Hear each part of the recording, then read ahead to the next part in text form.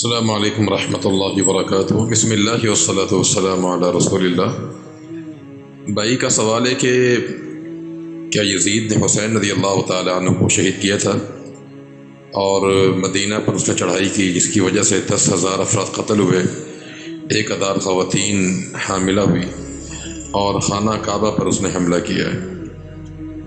جواب دینے سے پہلے ہم بھائی سے گزارش کریں گے کہ کوشش کرا کریں کہ کسی کی پوسٹ سینڈ نہ کیا کریں۔ آپ کا جو سوال بنتا ہو آپ خود اس کے ٹائپنگ کریں، خود اس کو لکھ کر یہ اپنی وائس بنا کے بھیجا کریں۔ اب ہم آتے ہیں جواب کی طرف۔ دیکھیں، یزید کے دور میں حسین رضی اللہ تعالیٰ عنہ کوفہ میں شہید کیے گئے تھے، یعنی حسین رضی اللہ تعالیٰ عنہ کو کوفہ والوں نے بلا کر انہیں شہید کیا تھا، نہ کہ یزید نے انہیں شہید کیا۔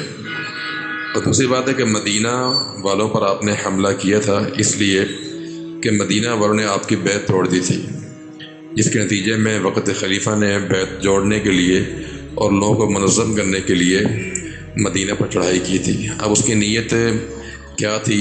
اہل مدینہ کو خوف زدہ کرنا تھا، تو وہ اس کی نیت جیسی ہوگی اس کو اللہ تعالیٰ سے ملاقات کرنی ہے، خود اس کا معاملہ اللہ سے نمٹنا پڑے گا، ہم اس کے ذمہ دار نہیں ہیں۔ لیکن اس نتیجے میں جو کہا جاتا ہے کہ 10,000 افراد قتل ہوئے، یہ جھوٹ ہے۔ اس میں راوی ہے محمد بن عمر واقدی کذاب راوی ہے، اور 1,000 خواتین حاملہ ہوئی، یہ بات بھی من گھڑت ہے، یہ ثابت نہیں ہے۔ یہ خانہ کعبہ پہ سے چڑھائی نہیں کی تھی، اس نے مکہ والوں پہ حملہ کیا تھا، اس کا اختلاف پہلے مکہ سے تھا، خانہ کعبہ سے نہیں تھا۔